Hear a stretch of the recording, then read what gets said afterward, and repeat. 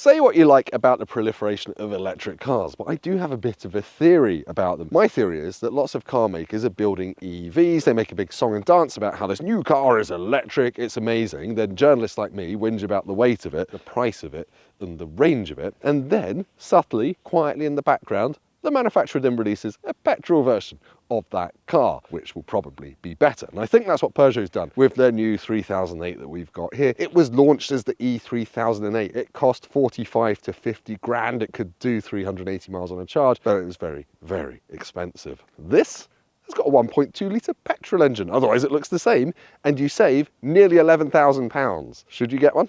Let's find out.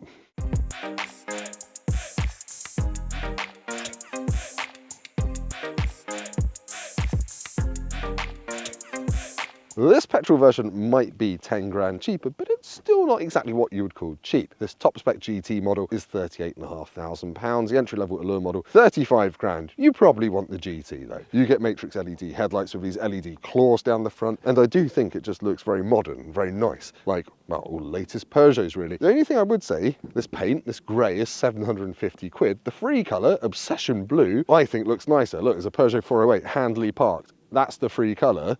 How much nicer does that look than boring old grey? Tell me in the comments what colour you would pick. That's what we're doing for engagement bait these days. Now, Peugeot's done something a bit different with this generation of the 3008. They've made it longer. It's 4.54 metres long. But because it was designed as an electric car first and foremost, it had to be more aerodynamic. So it's now a coupe rather than the nice boxy SUV shape that it used to be. This one's on 19-inch wheels. If you get the electric one, it can go up to 20s just to completely trash your driving range. But yeah, back to this roofline. It does cause a bit of a problem. Let's look at the back seat space, because I'm 6'3". This car's set up with my driving position. I'm going to hop in it and look at this. My head is jammed into the roof as soon as I lean back at all, which is just annoying. And this, I bang my head on that every time I get in and out of the car, and I would, even if I was a good 3 inches shorter than I am. But anyway, I've got foot room in here, and yeah, elbow room's okay. There's not much of a hump in the middle seat. Got some charging. I've got a big door bin as well. Look at that. Thank you, cameraman Ollie, for leaving water in the car that we're filming.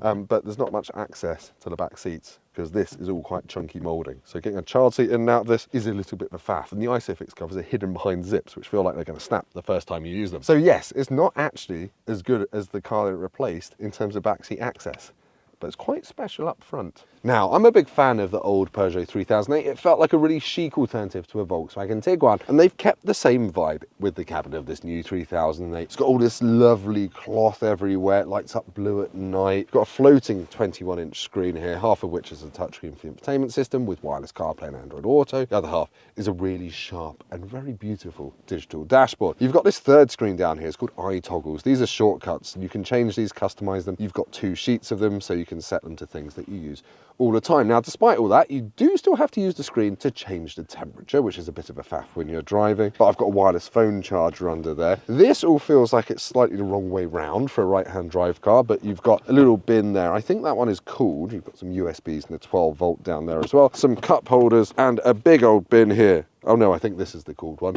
A big old bin there. Now the glove box. It's a French car. Is it going to be half size or full size? Let's see. Boo. It is a measly half-size glove box. Peugeot, I know you can make full-width glove boxes on right-hand drive cars because you did it in the 408, but that's pathetic. But you do have felt-lined door bins, which are nice and big. The focal sound system, that's part of the Sensation pack. It's 10 speakers, 690 watts, I think. It's pretty thumping, and that pack also gives you this sunroof, which doesn't quite cover the back seats fully. But yeah, it's a really nice cabin. It's very comfortable. It feels very luxurious. And also, for a 38 grand car, I would say this feels nicer inside than the latest Volkswagen Tiguan. So yeah, you've done it again. Up front, full marks to Peugeot. Well, nearly full marks. If I had a temperature knob, I would be happier. Now, clearly, I'm not one to talk about aesthetics, but I don't think the back of the new 3008 looks quite as nice as the old one. And this one has a work of fiction on it. It says hybrid. Yes, this 1.2 litre petrol has 136 horsepower and is technically a hybrid, but the motor is 22 horsepower. So basically all the time you're driving it, the engine is running, and there are no tips to help you stay in electric only mode. You can barely drive it on electric power alone. So I'd just say it's a slightly beefed up mild hybrid. So that's a lie. But anyway, the boot space is actually pretty decent. Is it going to open? This one's been absolutely playing havoc with us today. It's opened a bit. I'm going to have to do it manually. Come on. 525 litres of boot space means this is quite average in the class. The Qashqai is about the same. The Cougar and the Sportage are all bigger. But look, you've got no load lip there. You've got, well, a 12-volt socket, and you've got this handy feature where you can prop that up to access the quite large space under the boot floor, which you don't get in the dual motor electric versions. It's okay. It's average. Is it going to close? Just about. But let's go and find out if this petrol version is better to drive than the electric version. Right, so what's this new petrol 3008 like to drive? Well, for a start, visibility out the back isn't very good because of that sloping roofline. You've got massive blind spots at the back. And this hybrid one does pull away in electric mode if you're very gentle. Oh, still electric, and there we go. The petrol engine has kicked in. It's only got a 22 horsepower electric motor, so most of the time, you're going to hear that 1.2 litre 3-cylinder petrol engine, which is actually okay. So you've got 136 horsepower in total, which doesn't sound like much for a big car like this. But actually, when you put your foot down, it goes well enough. If you've got a stopwatch, the 0 to 60 time isn't very impressive. It's pretty close to 10 seconds, but it's a family SUV. Things like that don't matter. Now, I haven't mentioned you can get a plug-in hybrid version of this car. That's got 195 horsepower and it can do about 50 miles on electricity alone. So you have got other options if you don't want the expensive electric version of this car. Now, because this is the petrol, it weighs significantly less than the EV, getting on for half a tonne less. So yeah, the suspension doesn't have to work as hard. On these broken back roads, actually the ride is much better than in the electric model. And I noticed that, like back to backing them, you can tell the petrol one rides better. Does it handle better? Well, I'll tell you once I'm not stuck behind a cyclist. Give me a second.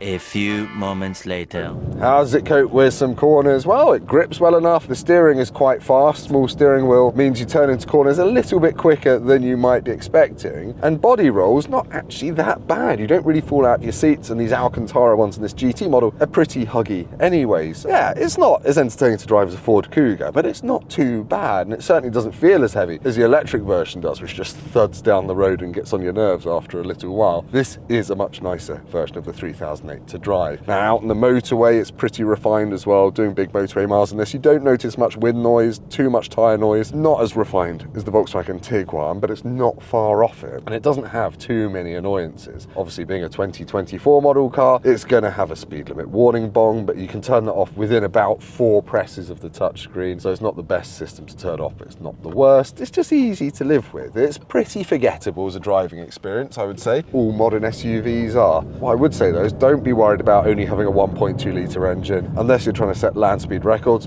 it will be just fine. Now, there are a few other things. You've got a few driving modes. You've got sport, normal and eco, but they just really adjust the accelerator mapping, all that kind of stuff. Doesn't change the suspension stiffness. So I just leave it in normal. And yeah, I've been getting about 43, 44 mpg out of this car on long journeys, which is all right. You're going to get 500 miles to a tank, which is a lot more than you'll get from the electric version. Anyway, let's head back to the gate of justice in the cow-smelling lay-by for a conclusion.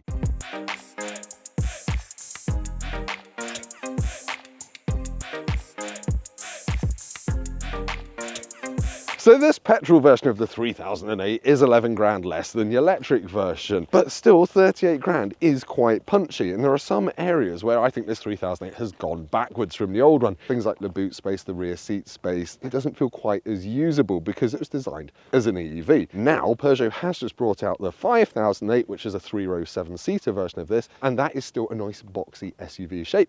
But it's 2.5 grand more.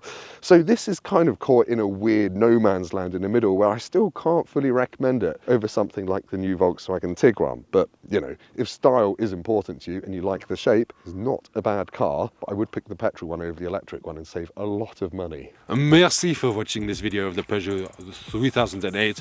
If you liked it, please hit like, subscribe to Motorpoint YouTube channel, and go down to the comments and in French tell me how uncomfortable this shot made you feel. I'm about 10 out of 10.